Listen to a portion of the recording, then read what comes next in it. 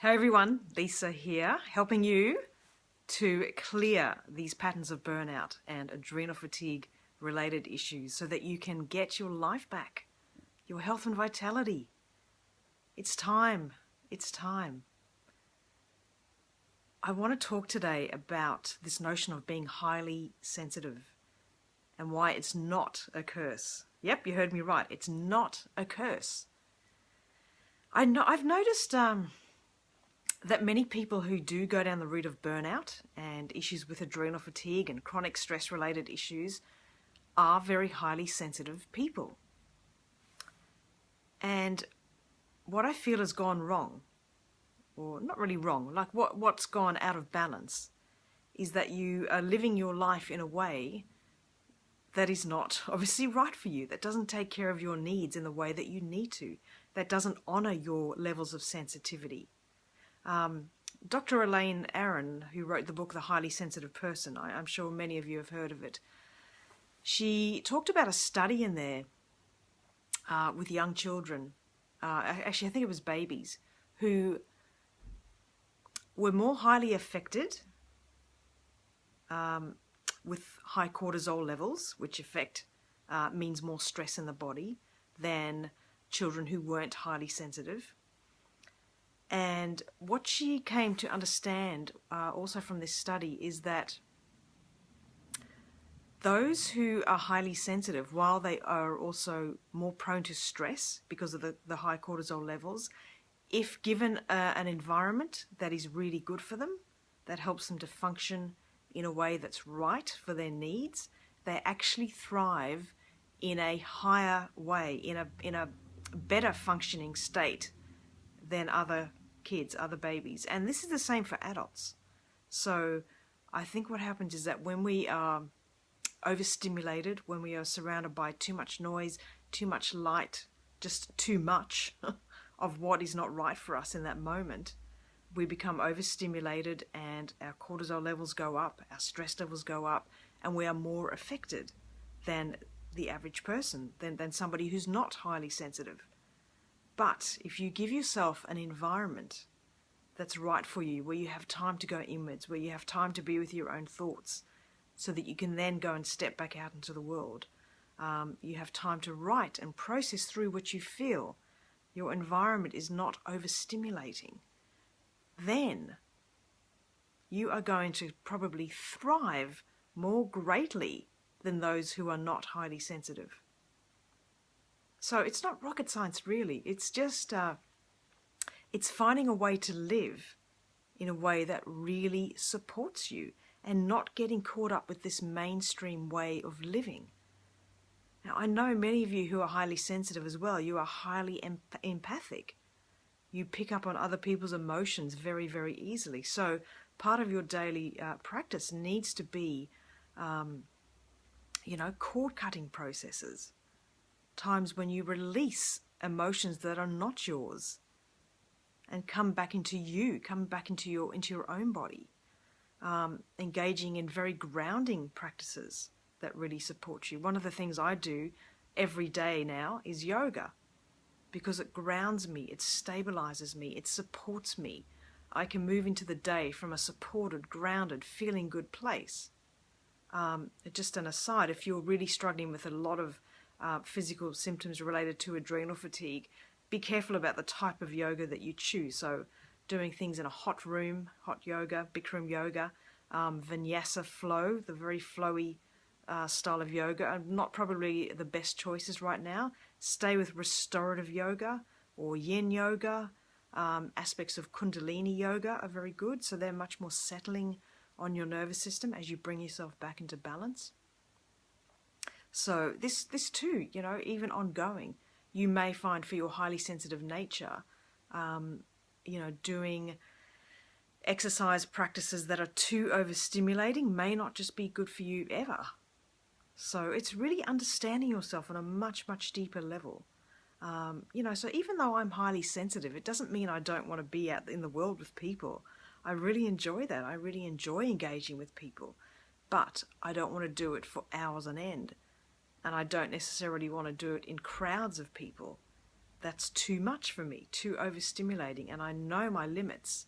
And I'm learning more and more deeply that when I get into these situations and realize that it's tipped me over the edge a little bit, I remove myself. So I'm much quicker at removing myself from the situation and coming back to a place of supporting myself and what I need in that moment. So it's time to go deeper with this.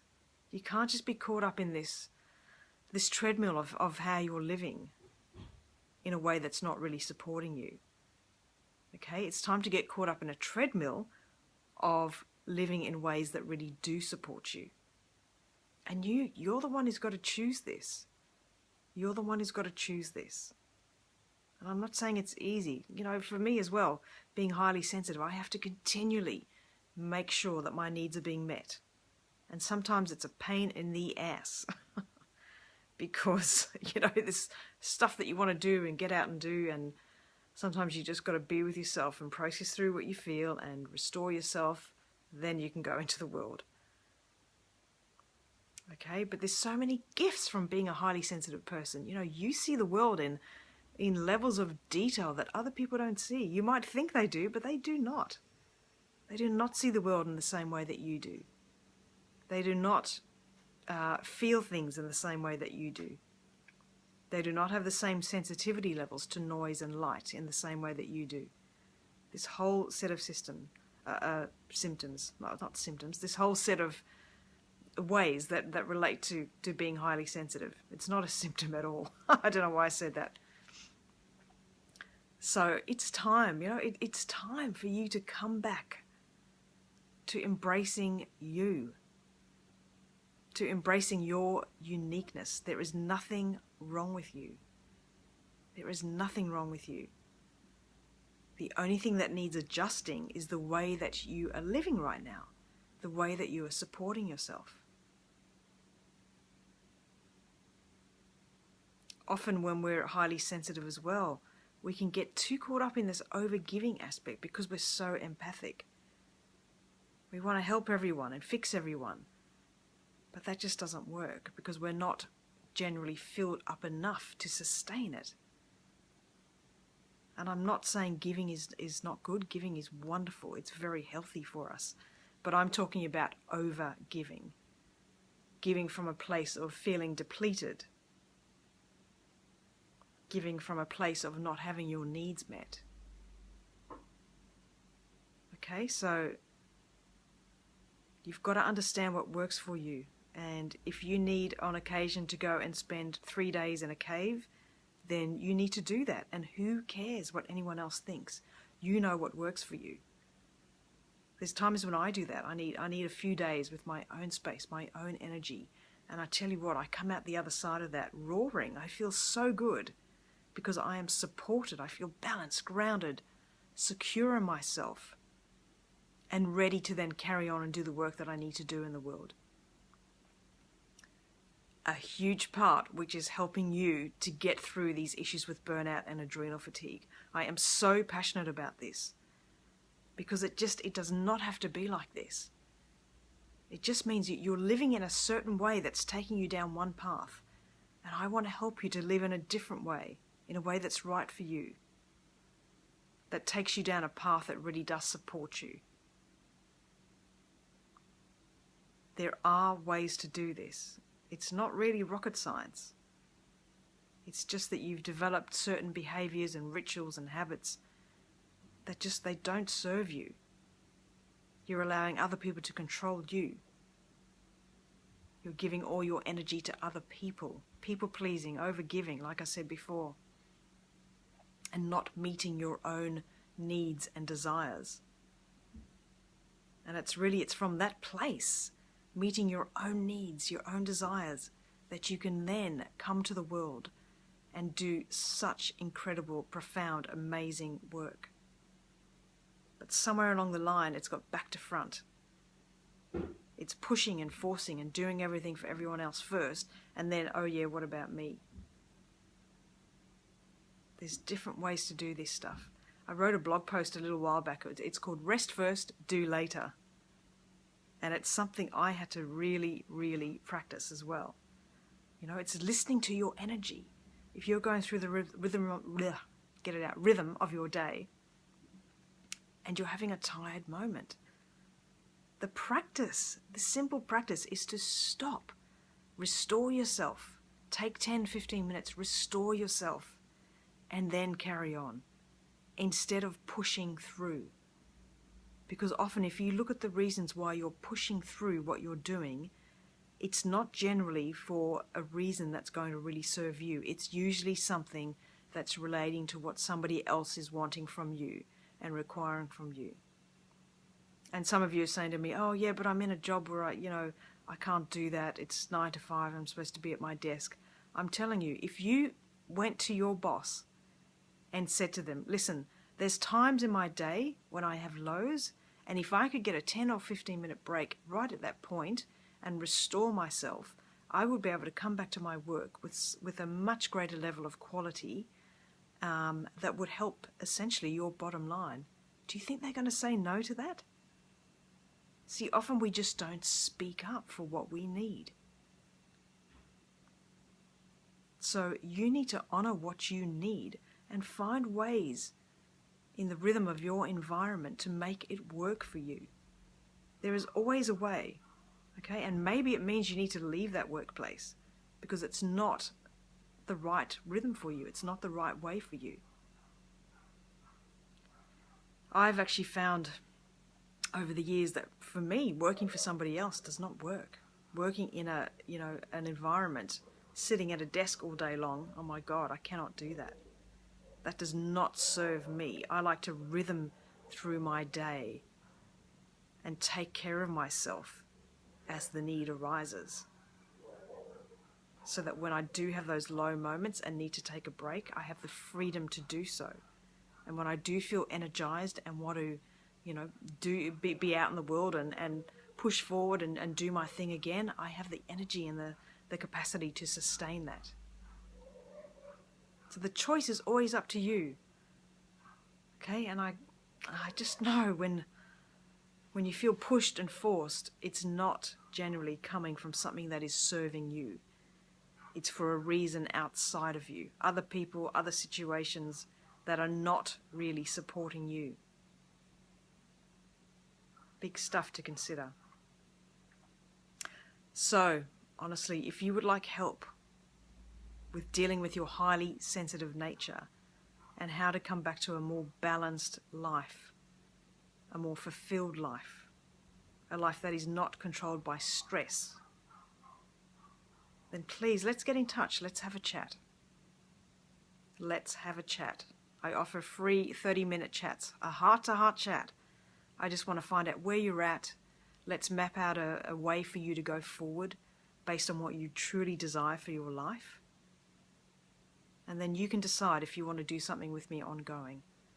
I offer a 3 or 6 month one-on-one packages at the moment. Group stuff coming down the track. So if you want to have a chat, let's chat. There's no pressure. Let's see where you're at. Often when I talk to people, whether they end up doing something with me or not, it's a turning point in their lives because I help them to look at things in a different way, in a way that they haven't done before. I was speaking to someone the other day and it was like a light bulb went off. Suddenly she could see a different way. She could see how the way that she was living was just creating more and more momentum to go down a certain path. And then suddenly she started to come up with all kinds of ideas of how she could go in a different direction, given where she was at in that moment. And yes, while there might be some limitations because of the symptoms that you're currently experiencing, there's still going to be a heck of a lot of options of different ways that you can do things that support you right now. And as you do that, your physical symptoms will start to soften, start to release, and a whole new life will open up to you. Yes, we have to be patient with the lag time of our body coming back into balance, but it's not like you don't see any benefits along the way. You're getting changes all along the way, all along the way. So just feeling a little bit better than you do now is beneficial, and a little bit better again is beneficial. It gives you a greater capacity to do what you really want to do. It gives you the capacity to think differently more easily because you feel better. There's so many different ways to do this. So if you'd like me to help you to open up to some different ways of thinking about your life and how you can really shift things, then like I said, please get in touch. Let's have a chat. I'll put the link up under the title so we can get connected, and I look so forward to speaking with you. This lights me up. People say like, oh my God, you're working with people who are burnt out, dealing with stress, but you know what? I'm helping you to move beyond that place.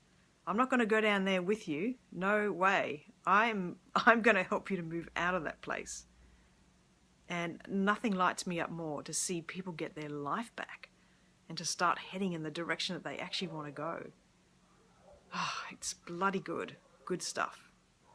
Okay, so let's chat. And yeah, I look so forward to connecting. Okay, bye for now.